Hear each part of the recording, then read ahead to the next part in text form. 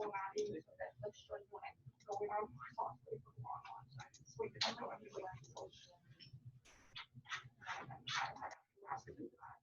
Okay.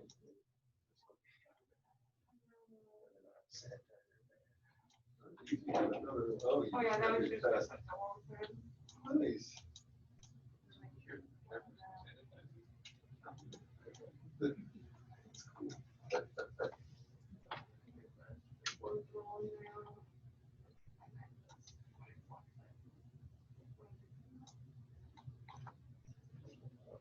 It's cool.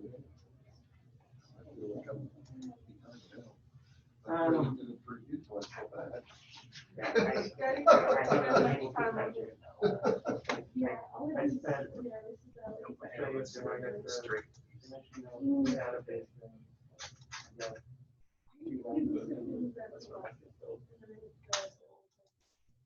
Goodness.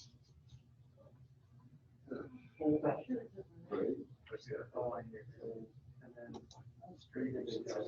Always something like that old line. I spent 3 hours trying to figure out. Trying to figure out. It just happened to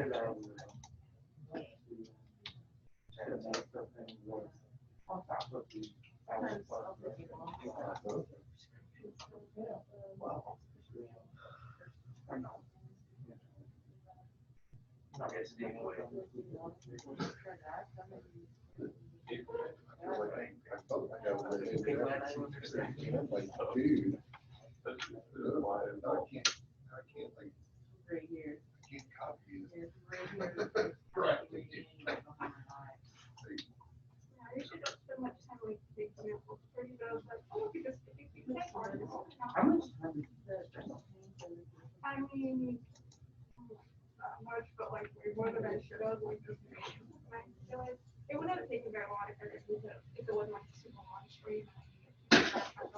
Careful the deadly speed bumps. I'm glad you're okay. I would kill myself on these things. I try to not work every day. Dr. Ford wants to get rid of them because she's almost fallen so many times. I'm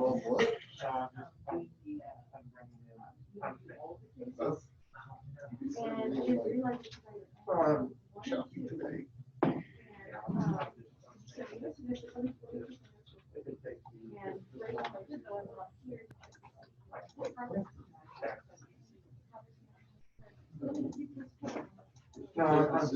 Other than starting off with blue. It's internal one.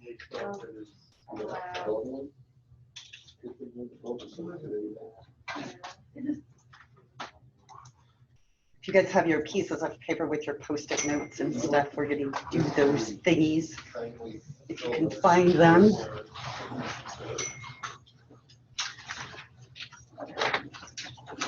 Let's see. Oh my goodness. Now I see Erin at home.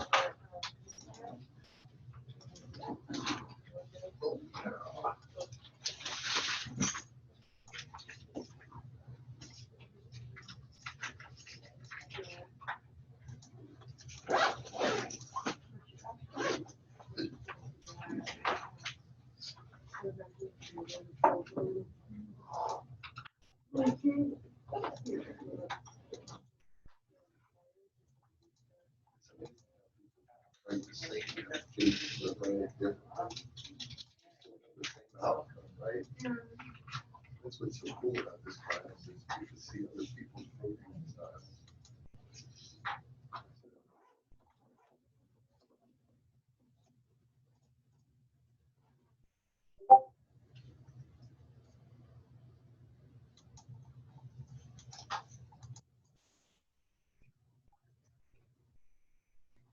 I think I got everybody. Looks like they really only have one person gone.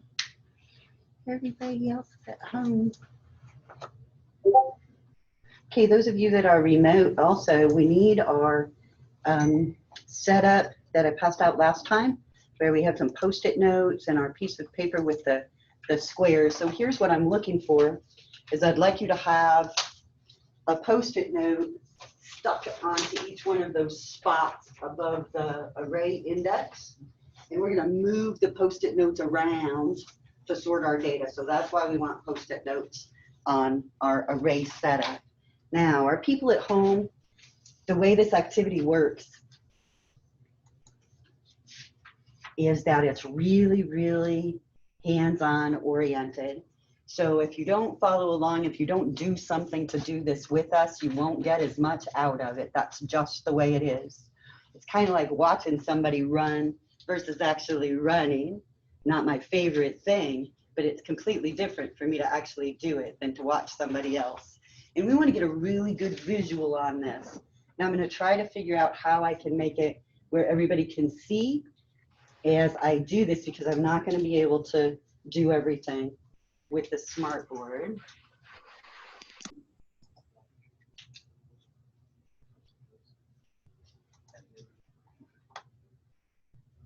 So let's see. You guys might want to have your Pig-Latin program up or something else up while you're waiting on me, as I'm trying to figure out how to coordinate things, because I am concerned about having so many people out and trying to make it to where they can at least see a little bit. Take me a minute. If anybody needs any more of the Post-it notes or the printouts or anything, they're up here. Plenty. I'm just going to try to get myself set up where I look about the same. So I want my array. We're going to sort 6 numbers here. Let's see if we can do this.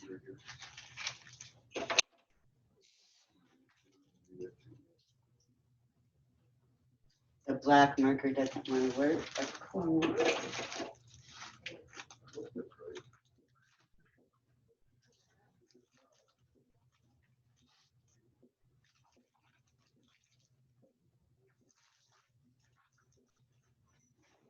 The first time I did this activity, just even writing the indexes down and putting the Post-it notes in the array actually helped some people. You guys' skills are much further progressed than those people a few years ago. We'll say that that is credit due to the teachers, not the fact that the whole world has changed and people just know more about programming stuff than they used to. So some of it might be duh to you. You might be like, well, I knew that. So that's okay, go along with us. So I'm trying to find a marker here because I'm going to write the numbers on my giant Post-it notes. And we're going to, first of all, initialize our array. So we have our spots here. Let me give myself some numbers.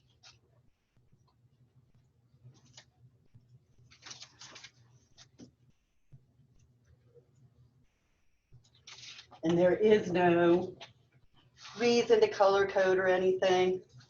I just think colorful things stick in our brains a little bit better than uncolorful things. So Post-it notes can really help. Here's a wild color.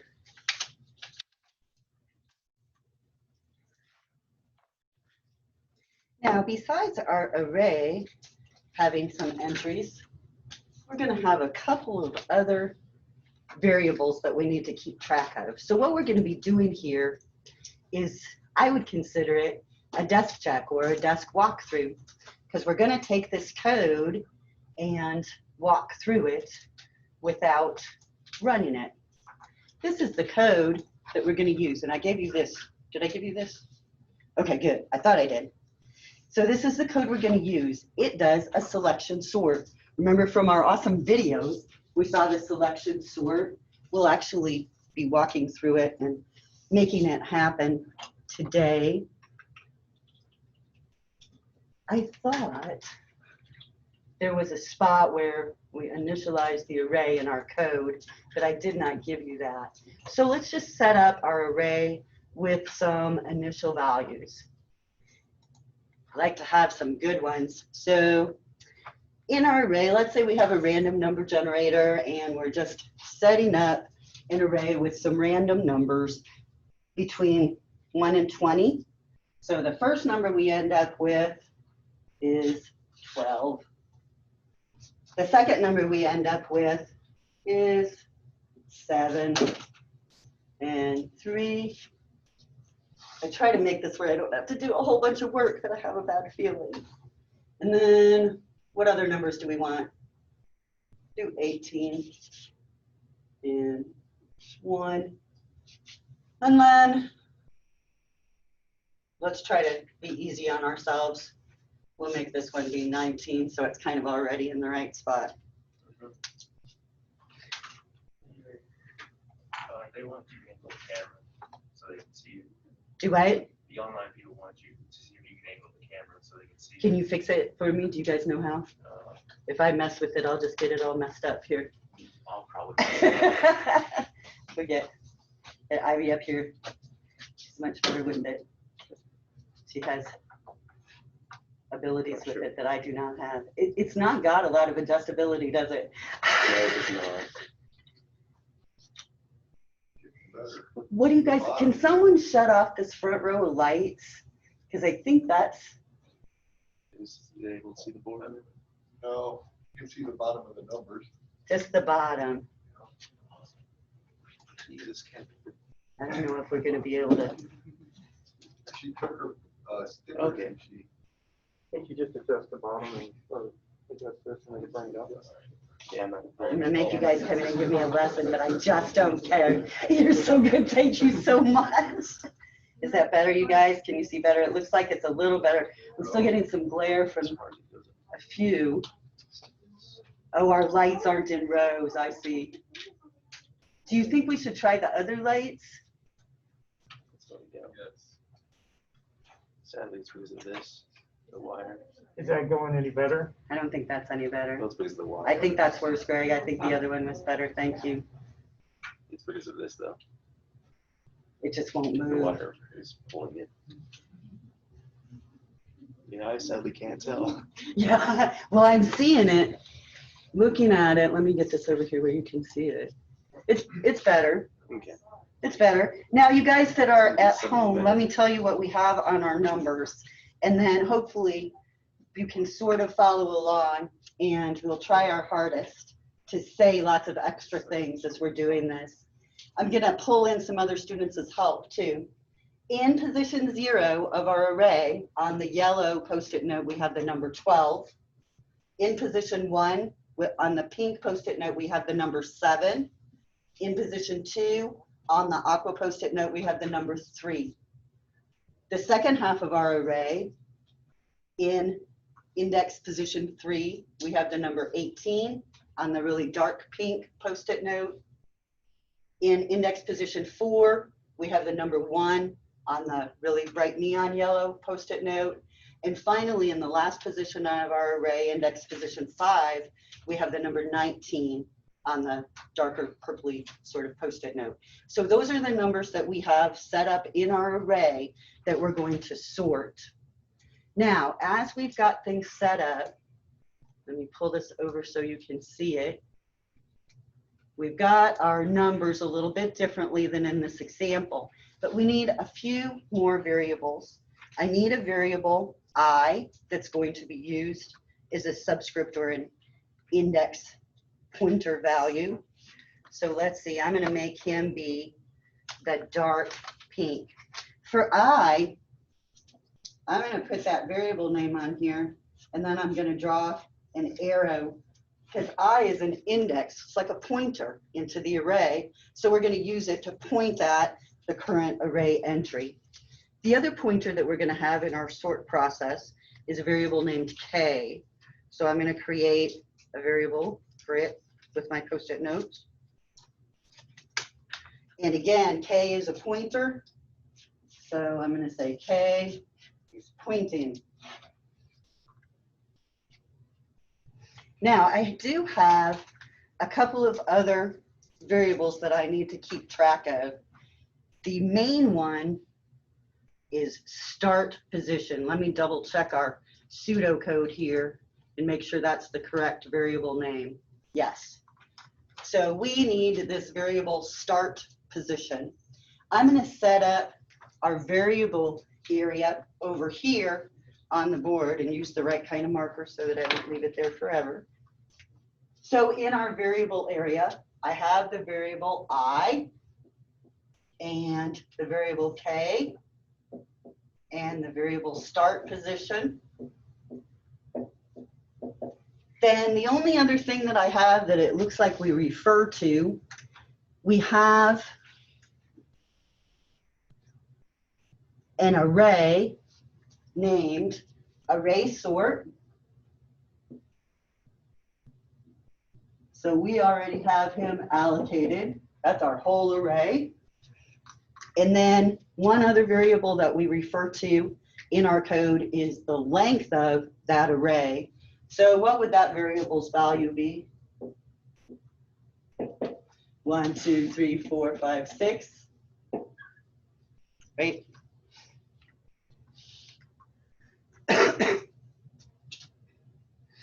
Okay, so we're ready to do our walkthrough. I think we're ready. Can you guys see anything? You can see a little bit, some stuff on the board a little bit.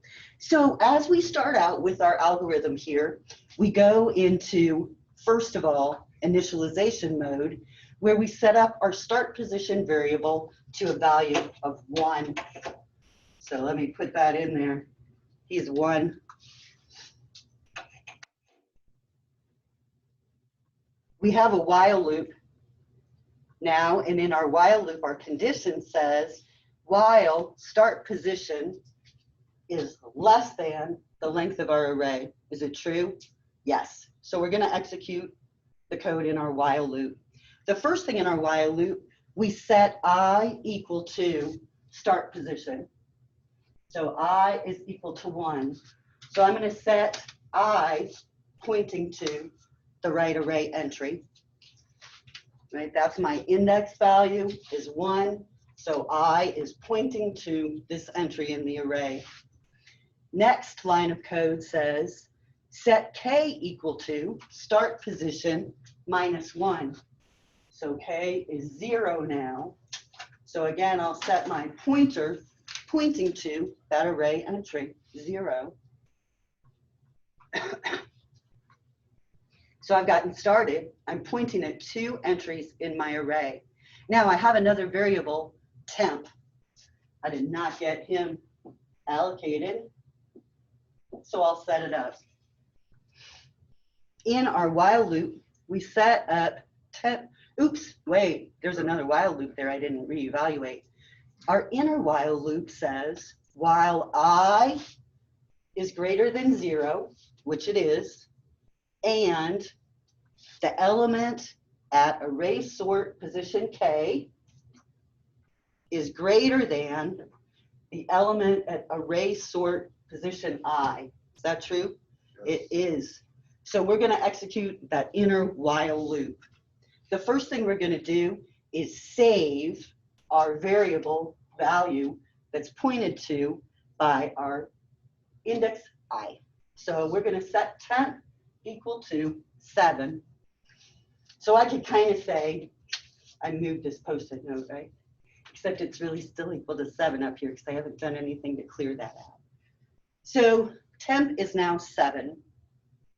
The next line of code says, okay, is the element that as at position I equal to the element that's at position K, 7 equal 12? No, it's not. Oh, wait, I'm sorry. Let me back up here. I'm doing the wrong thing. We set temp to hold this value. Now, we're going to take this value at I and move the value at K into that position. Then the next line of code, we're going to take our temp variable and fill it in at the position pointed to by K. They're each a little different. Now, the next thing we're going to do is subtract from I and subtract from K. So that's going to make I equal to 0. I'll move it over.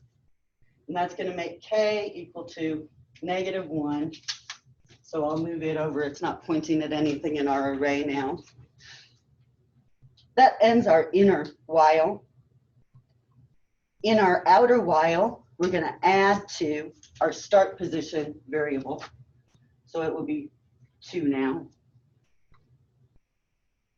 That ends our outer while. So we go back to our condition in our outer while. Is start position less than the length of our array? Yes, it is. So we're going to set I equal to start position, which is 2 now. So let's move I. And we're going to set K equal to start position minus 1. So K is going to point to the variable at index position 1 now. We've got our initialization set up. We'll go into our inner while loop. Is I greater than 0? Yes, it is. Is the element at array sort position K greater than the element at array sort position I? Yes, it is. We need to swap them. So let's set our temp variable equal to the array sort position I. We'll set K into I, and then we'll put temp into K so that we've effectively swapped our items.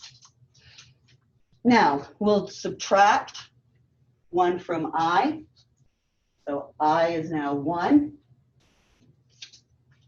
We'll subtract 1 from K. So K is now 0. We're going to go backwards back across this array. So that ends our inner while. So let's evaluate our while condition again. Is I still greater than 0? Yes. Is the element at array sort position K greater than the element at array sort position I? Yes, it is. So we're going to do our inner while loop again. We'll set up our temp variable to hold the data at position I. We'll move our data at position K to position I, and then we'll use our temp variable to reload. Now we have our first 3 kind of in order, don't we? We're looking pretty good. So continuing on, we're going to subtract from I is now 0. K is now minus 1. So let's reevaluate our inner loop again. Is I greater than 0? Nope. We're done. We can't do any more. So we're going to fall out of our inner loop. In our outer loop, we're going to add to start position again. So we'll go to 3.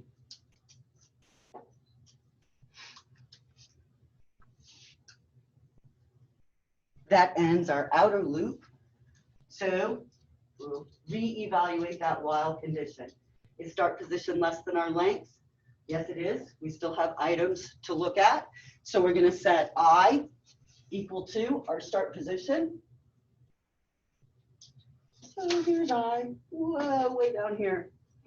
And we're going to set K equal to our start position minus 1. So it will now be 2. Here we go. Now we're going to do our inner while. I is greater than 0.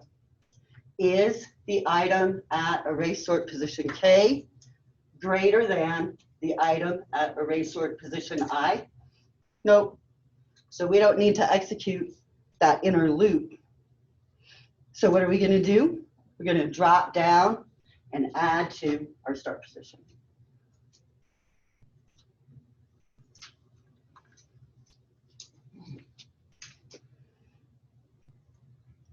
We'll evaluate then our outer loop. Is start position less than our length? Yep, it is. So let's set I equal to our start position, 4. And we'll set K equal to our start position minus 1. So it will be 3. And then we can go into our inner loop. I is greater than 0. So the other half of our condition says, is the element at position K greater than the element at position I? Yep, it is. So we're going to go into our inner loop. In our inner loop, we're going to save the data at position I in our temp variable. We're going to move the data from position K to position I, and then restore that data from our temp variable. So we did our swap there. So let's subtract from I and K. And I'll fix these. 3, 2. Now we got to reevaluate our inner loop. I is less than 0. Is the data at position K greater than the data at position I? Yes. So we're going to save it. Move K to I, and put our temp variable back in place. Now again, we're going to subtract from each of our indexes. 2 and 1. And we're going to look at our inner loop again. I is still greater than 0.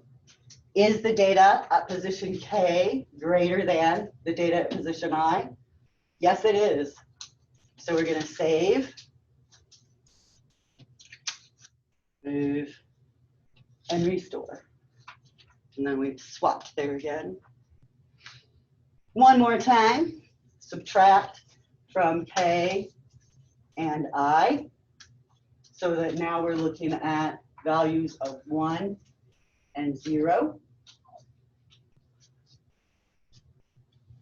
And then check our inner loop condition. I is greater than 0. Is the data at position K greater than the data at position I? Yes, it is. So I'm going to save my data, move it, and restore it. And then subtract one more time. K is going to go off the array. I is going to be pointing at position 0. I'll fix these. 0 and -1. Finally now, when we check our inner while loop, is I greater than 0? No. We can drop out of that loop. In that loop, notice how we had to walk that entire array to get that number down to that lowest position where it belongs. So now we're about done. We'll add to our start position. Go to position 5. We'll set up our variables. I will be start position. K will be start position -1. We'll go into our inner loop. I is greater than 0. Is the data at position K greater than the data at position I? No, thank God. So we don't have to do anything with that. When we reevaluate, well, then we'll add to start position. So now it's 6. And when we reevaluate our outer while loop, the condition that says is start position less than our length will be false because we've reached the end of the array. Okay, so we've walked through it. So I just wanted you guys to have that visualization, like I say, that hands-on, to really think about what's going on. Because students often say, I don't know why it's doing this to me. Well, no, you told it to do that. That's what it's doing. So we need to use the debugger to walk through our code in this same way so that we can identify issues and see what's going on. So we have all the tools available. Thank goodness we don't have to do this kind of activity all the time to figure out what's going on in our code, but we can if we need to, if it would be beneficial. I loved when our guest speakers, which one was it? Was Chris, that said, when you see that comment that says, I don't know what this code does, but don't change it. And I've worked on programs like that before. So sometimes, no matter what you do, you can't quite figure out what in the world they were doing, but you usually can. Sometimes it just takes a little while of thinking of a way. Okay, questions?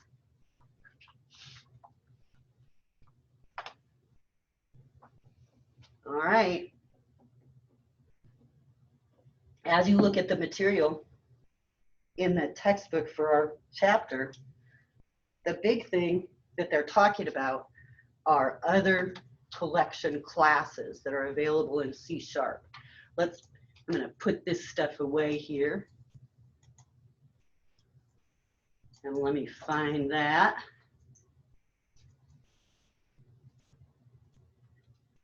Oh, that's our class.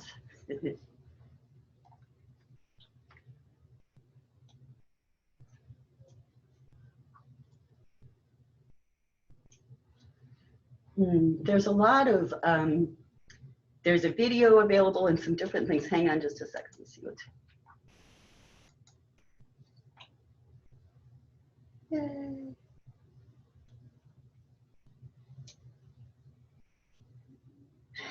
Okay, I hope everybody was able to see all right.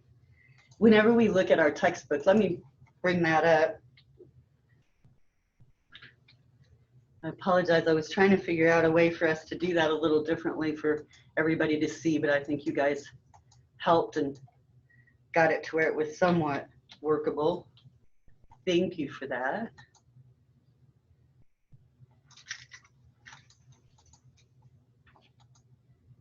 Find all my bikers.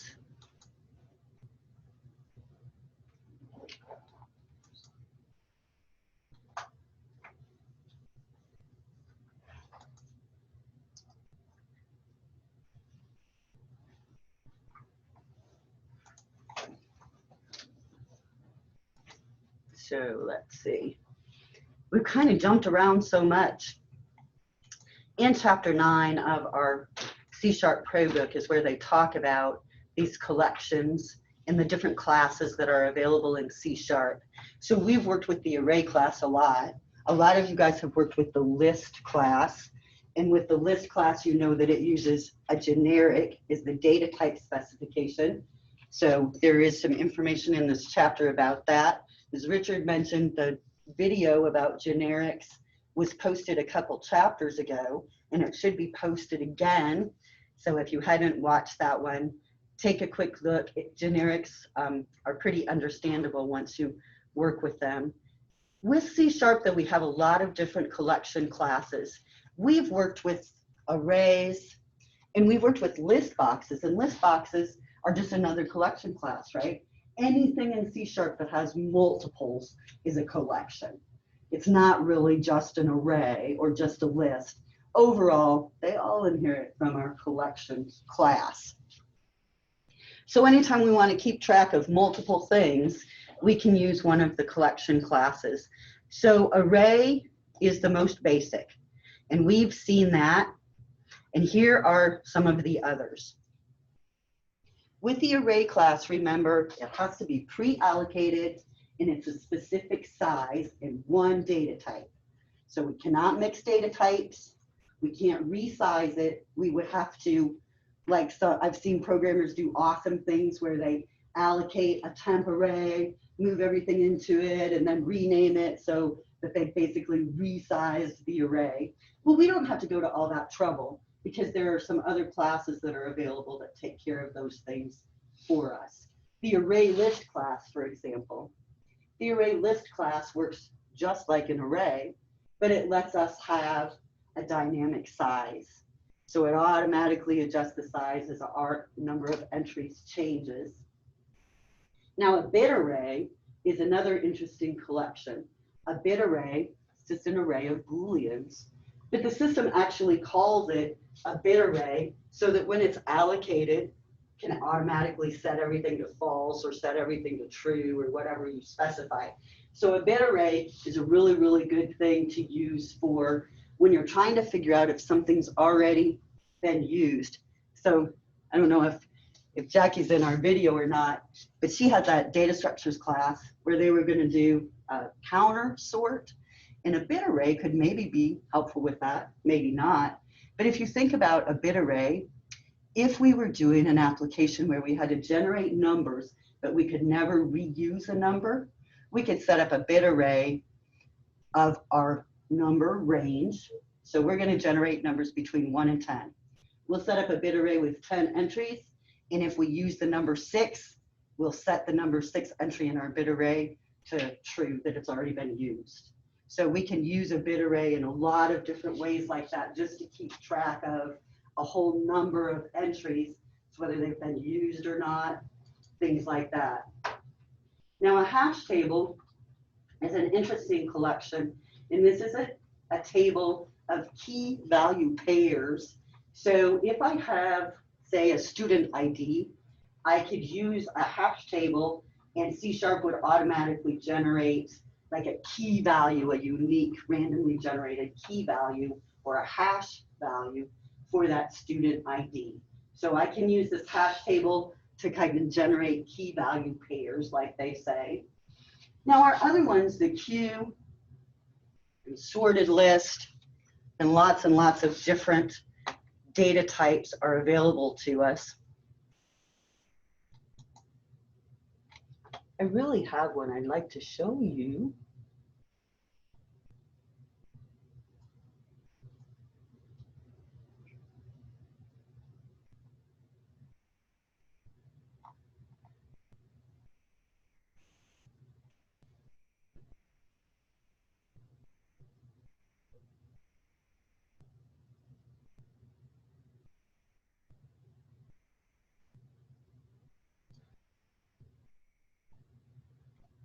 Huh.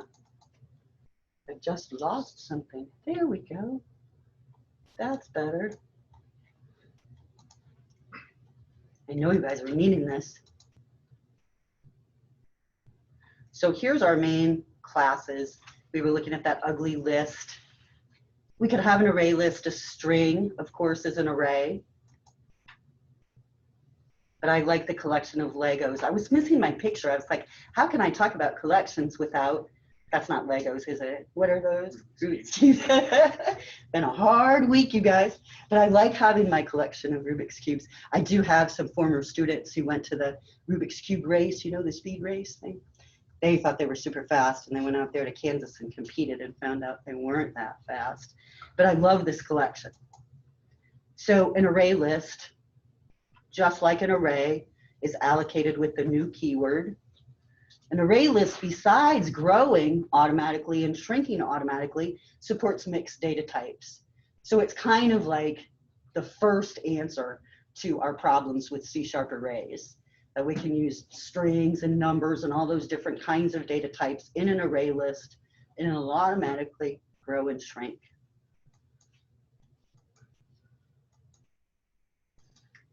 So we can use that array list class to allocate an array list object. There's a lot of methods that are available if we're using the array list class. Like we could say array list.add and put our entry within parentheses. We can say array list.remove and remove a specific item. So there are a lot of methods available to the array list class that can be very beneficial for us. One that we used for our array class last week was the sort method. The array list also has the sort method. Notice I could take an array list and I could use a method to convert it to a regular array. Use the toArray method to convert it to a standard array. The list class. Whenever we use the list class, they say it's zero based like a standard array, which the array list also is. That means my first entry is at index position 0. It's zero based. The list-like structure with a list class automatically increases in size, but it only supports one data type. But that data type can be specified using a generic. So I can say this list is a list of integers.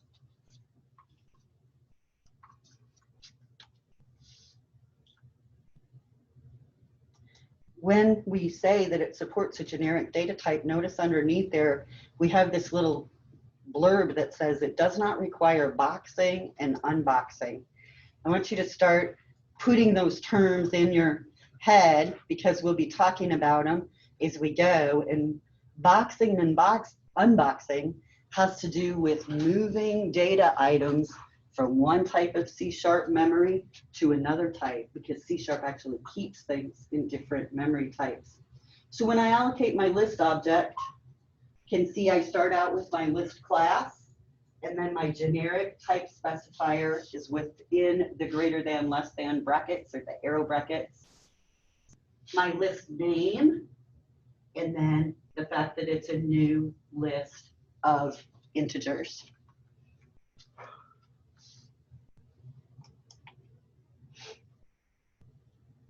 You guys have all used the string class. Sounds like some people in here already have awesome programs using the string class. Don't forget, it's an array class, it's a collection class. So we will see a couple different terms in C# if you've noticed. We can say that something's a string with a lowercase s, or we can say that something's a string with an uppercase s. And that's because C# has that set up as an alias. So either one will work, uppercase, lowercase, unlike evil Java. Our equality operators, when we're working with numbers, compare an object's reference, but whenever we're working with a string, the equality operators compare the string object's value. And when we do that comparison, remember it's going to compare lexicographically, where I don't think that's what that word came out to, but it's supposed to be lexicographically, not lexicographically, but it's like where, you know, lowercase a is going to sort before an uppercase a. So if we looked at the API code table, we would see that sort order. When we're looking with the string class, we have lots and lots of methods available to us. Be sure to explore when you're working on that application, because it's a really big one. Now, string objects are immutable. What's that mean? It's really important. If I create a string named myString, and I give it this value, initial string, I now have that value in memory somewhere, right? Initial string. It's sitting out there in memory. If I update my string to another value, this first string is still sitting out there in memory. What happens is C# puts this string in memory, and it changes the location, the memory location that the myString variable is pointing to this new string. This one's still out there. String, it's out there in memory. So it's immutable. That means it doesn't just go away because we changed the value. No big deal when I'm talking about my string here, my little string, but what if I'm going to process a database with 2 million entries that all contain strings? Big deal then, right? So I need to use the string builder class if I'm going to be doing a lot of processing with strings. So this is definitely something that you should look at for your application. And if you're already done with it, that's okay. That doesn't preclude you looking at the string builder class and thinking about how you could have used it in certain ways. I wouldn't want you to redo, but do look at string builder so that it's in your mind as something to use in the future. When I use string builder, I create mutable strings. Mutable meaning, you know, I can turn the volume down, they go away. They leave memory when I'm done with them.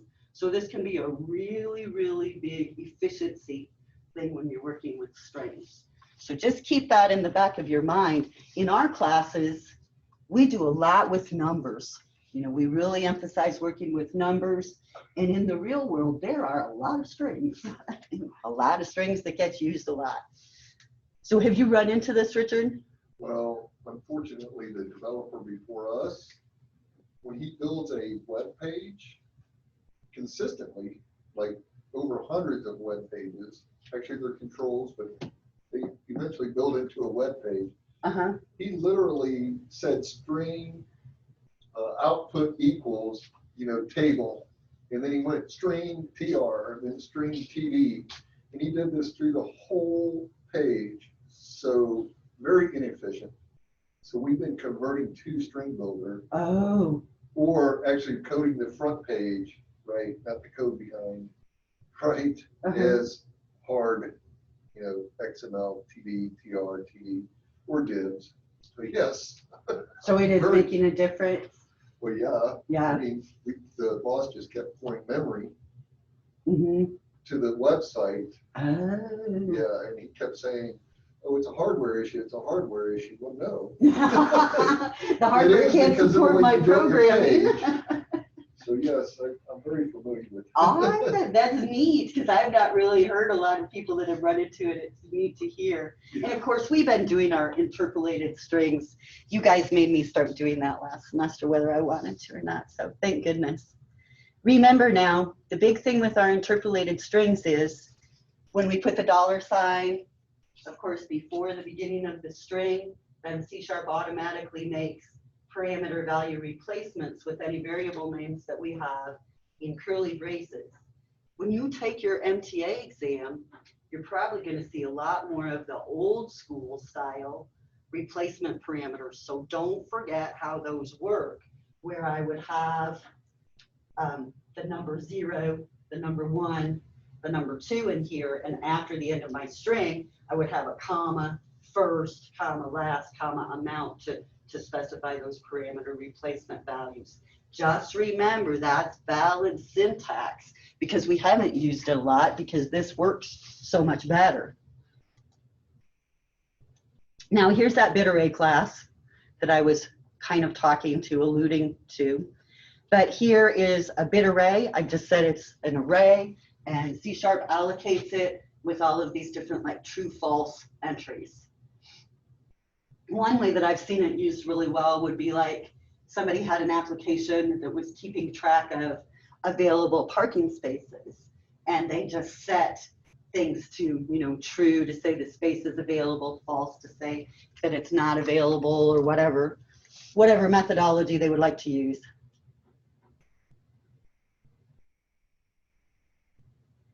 How is this different than an array of Booleans?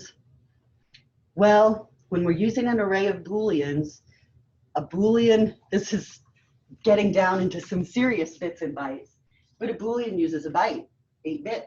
A bit array uses 1 bit for each of these true-false pointers. So we're using a whole bunch less space, but a byte doesn't really take up a lot of space. But a bit array is more efficient because we're just using 1 bit for each of those indicators. Here's our parking lot example.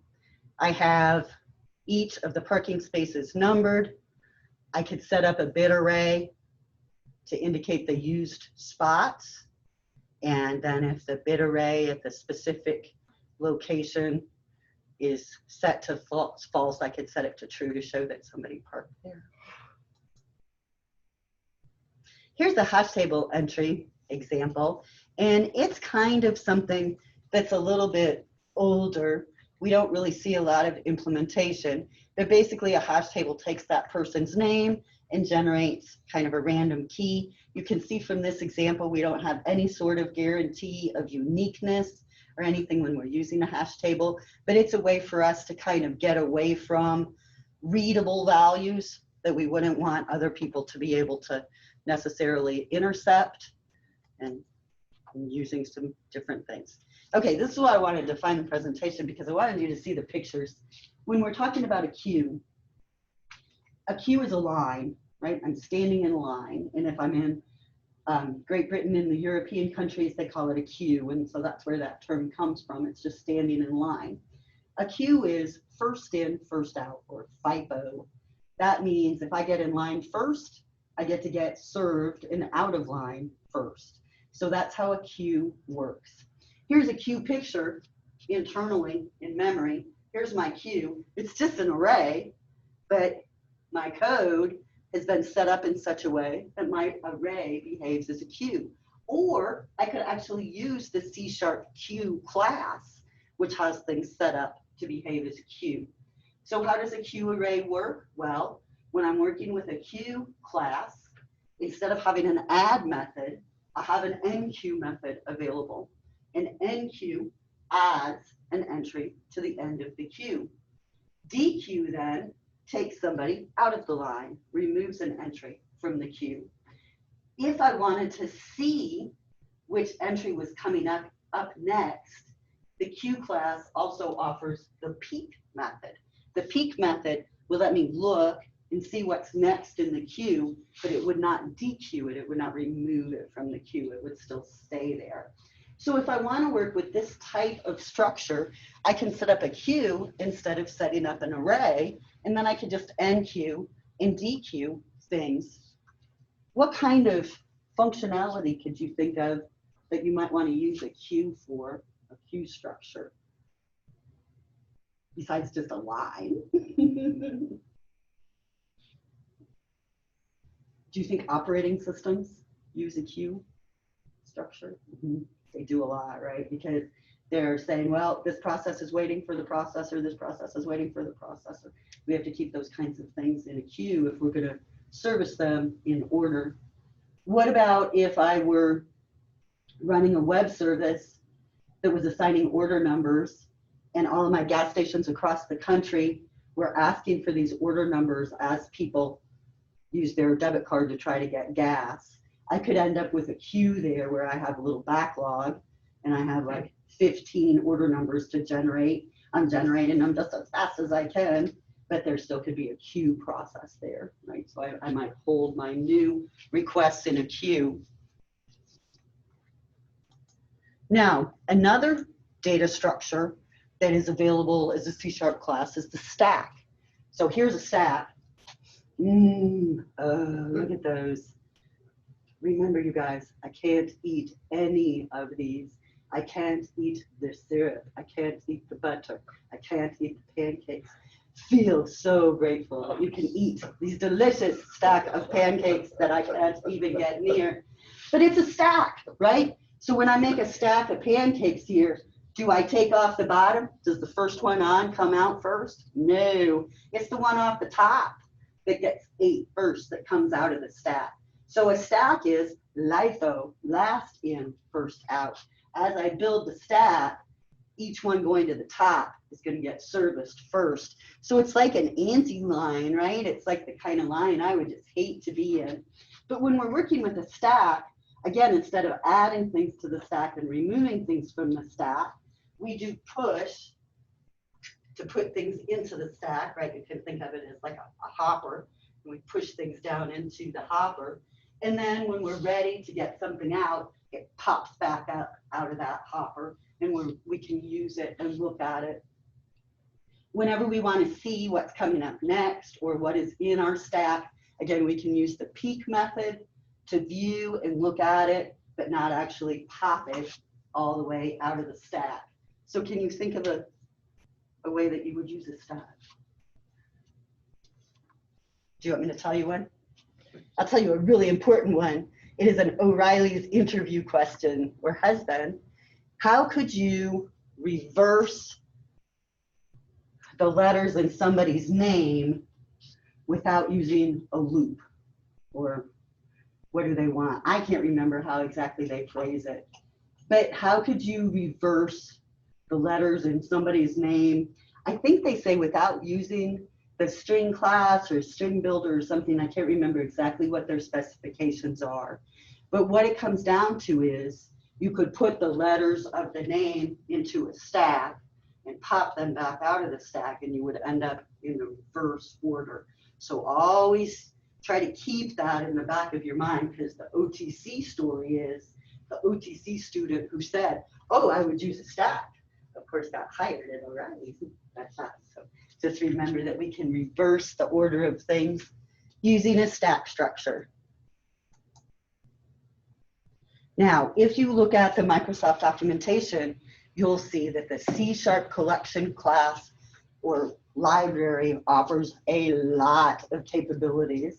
We use collections all the time. So there are things out there that you might not be aware of, or that we might not be aware of, that could be hugely beneficial and help you process something. So that's all of our information for collections and arrays, except for the video that's out there about generics and things. So any questions? I think that you're in good shape. Let's look at the sorts that we have available as assignments.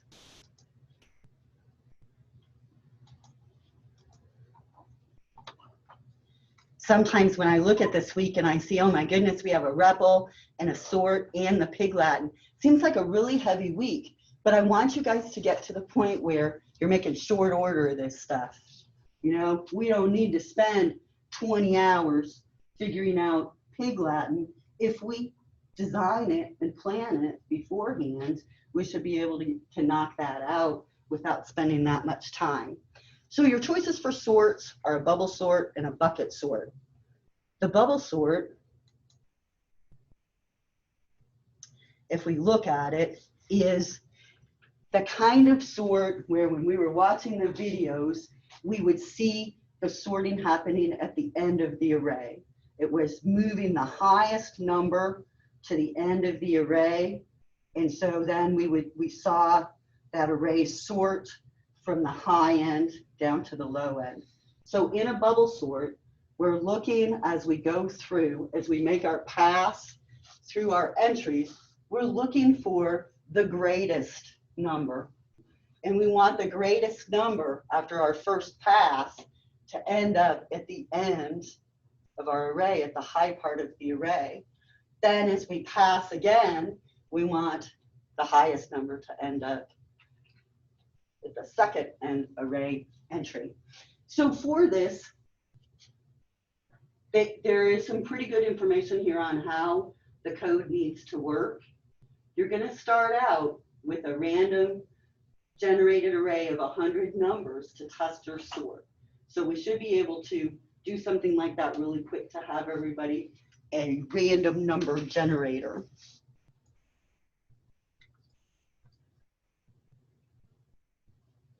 Now notice how it says to do it.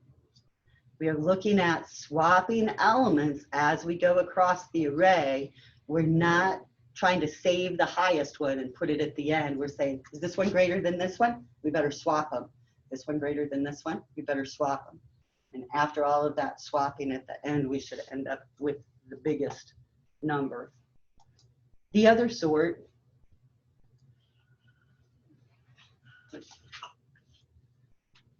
is different, and it definitely can be challenging. When I'm working with a bucket sort, I am going to have buckets for each of my digits. So if I were sorting numbers from 0 to 10, I would only need one set of buckets, and I could just put each entry into the digit bucket and pull them out, and everything would be fine. Let's see if we can find a picture.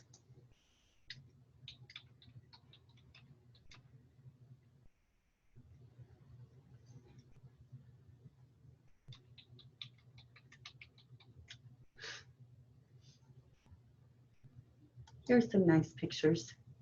Now, as you start researching this, you are going to find a whole bunch of different descriptions and a whole bunch of different ways to do this bucket sort, because it's not like specifically defined, you have to do a bucket sort this way. It's kind of more of a general idea. So let's see if we have any good pictures here.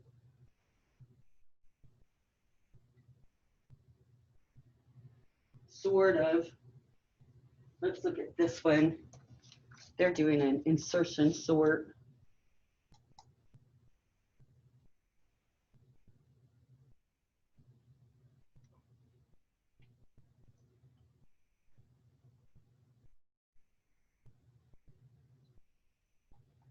There we go. So in this example, they set up buckets to be a range of numbers. And they're saying that if the number I look at is within this range, I'm going to put it into this array, this bucket. If the number is within this range, I'm going to put it into this bucket, etc.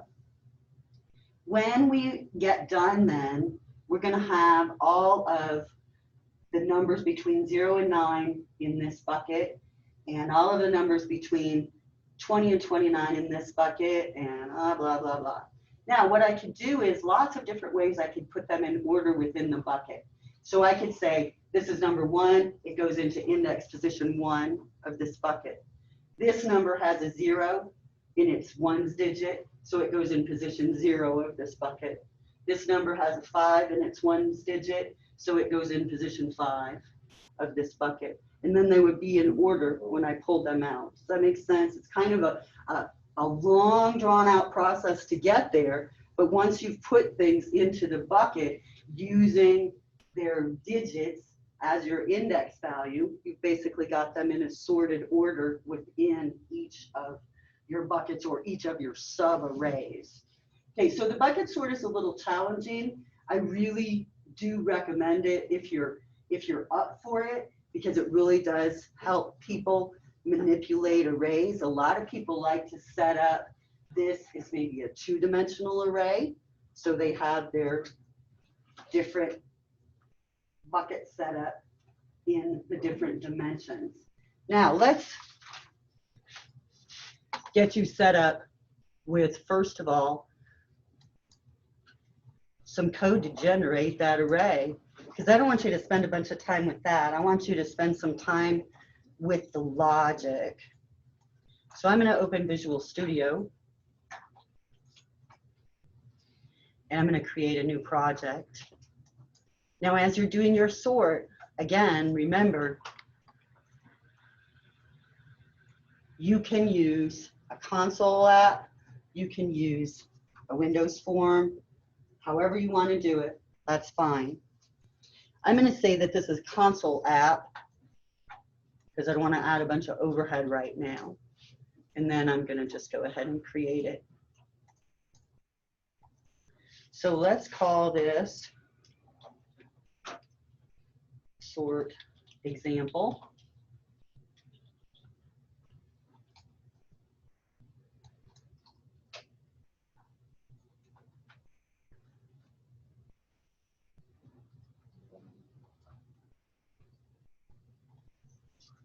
So whenever I think about how I'm going to do this, I could create a class that would be my bucket sort, or I could create a class that would be my bubble sort, or I could create a class that loads the array and another class that sorts the array, or I could just create methods in my main program.cs file. That all of those would be fine.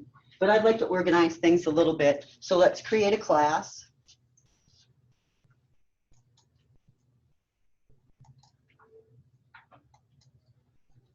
And I'll call this bucket sort.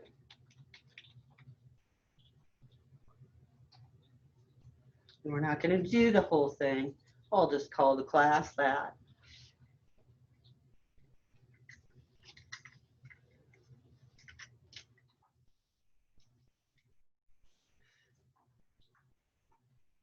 So many different ways that I could do things, but we said that we want this array to be 100 entries. And when we're working with arrays, we can use a lot of memory. So we like to use static. We like to use static variables. We like to use static methods so that we can control how many instances of that array are maintained in memory. I'm going to create a static method, and I'm going to return an array of integers from this method. So I'll call this method load array.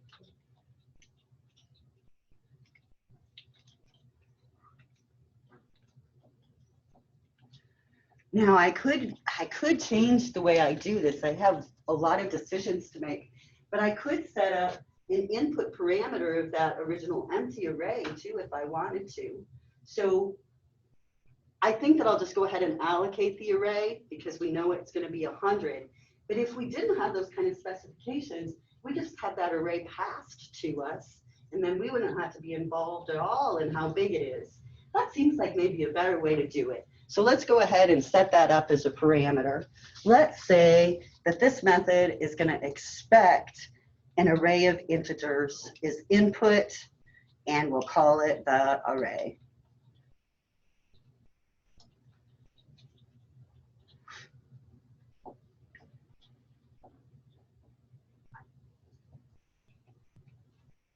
It's mad at me because I haven't used it. So I want to create some random numbers. So I need to have a random number generator. You guys might have to help me because I have been doing that in Python the last few days. So I want to have a random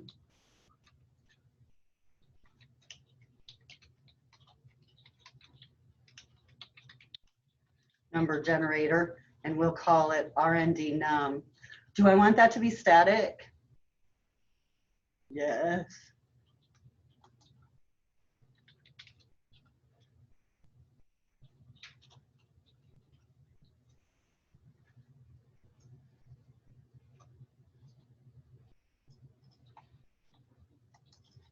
I'll go ahead and put in my return statement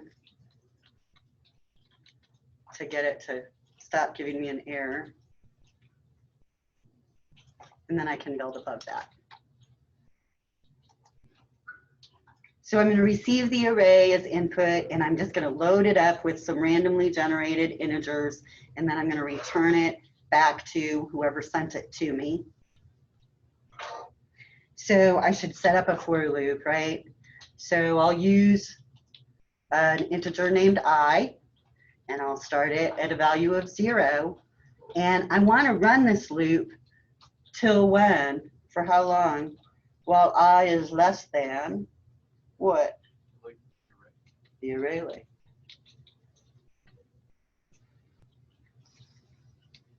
And I'll increment I for each iteration of my loop.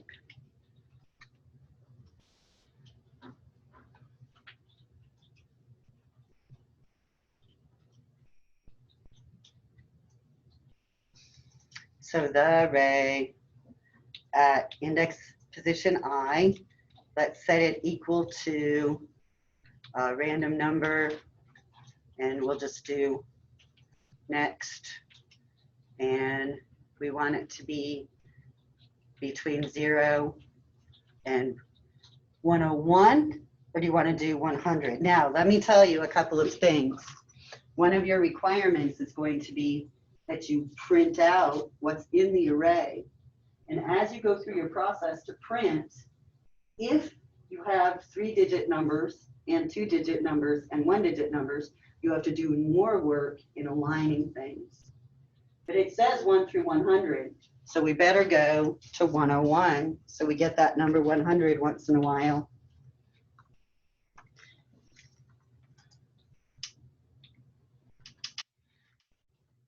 Will that do it? Do we need anything else?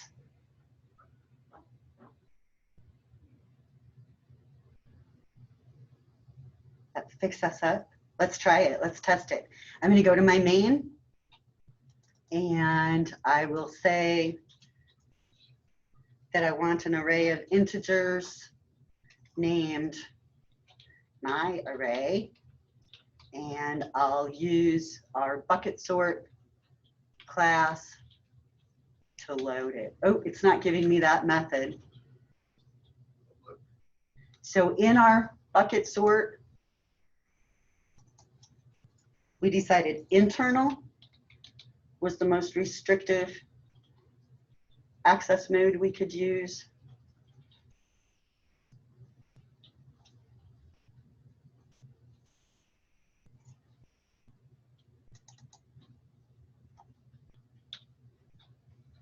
There's our load array method, so it lets us see it when we set it to internal.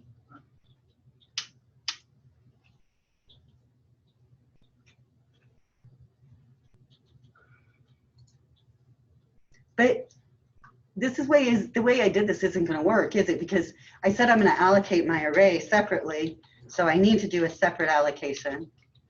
My array is a new array of integers that has 100 entries.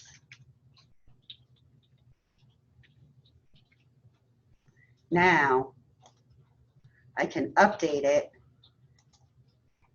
by sending it to our load method.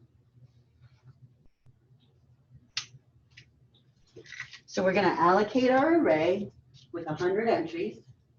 We're going to use it as a parameter to send it to our load array method in our bucket sort class. That method is going to return our updated array that we'll put in our my array variable again. And then we'll say hello world. So we better stop here at our console.write line and check with the debugger and make sure we got a good array.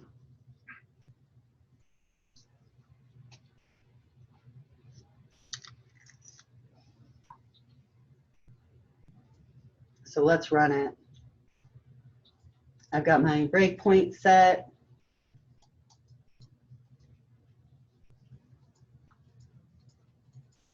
I see my console screen came up, and my breakpoint has stopped. So now if I look at my local screen, I see my array here. If I expand it, I should see that I have valid integer entries for everything. Does everybody see that okay? See that? Using the debugger to test. Did you get that bottom of the top open? The local screen, did you set your breakpoint? Yeah. And then, Oh, yeah, I see it down there. do you see it down there? I did. Oh, good, because it's really hard to find if it's decided to disappear. I usually have people reset their windows at that point because it's not a view type thing. Okay, so now you have the code available to load up your array so that you can focus on the logic that you want to do your sort. You will need to add a method to print out the array, and you might need to print it out at more than one location in your sort process. So after your first pass of your bubble sort, we need to print it out and make sure that highest number is at the end. And then we can do another pass. So think about visualizing how that worked in each pass. So let me know what kind of questions you run into. Do work with your study group. You guys can decide whether you want to all do the same sort or if you want to try both of them so that you're getting some variety. Any questions? Lots to work with. That's us, so that's lab time. Any questions? Here we go. One question in the chat. Is it really there, Aaron? How come I never look at that script? No, it's not there. Is it because I'm looking at it? I'll figure it out. Thank you, sir. Okay, I'm going to shut you guys off if you don't have any questions. It would be lab time. Have a great weekend. I just want to sort of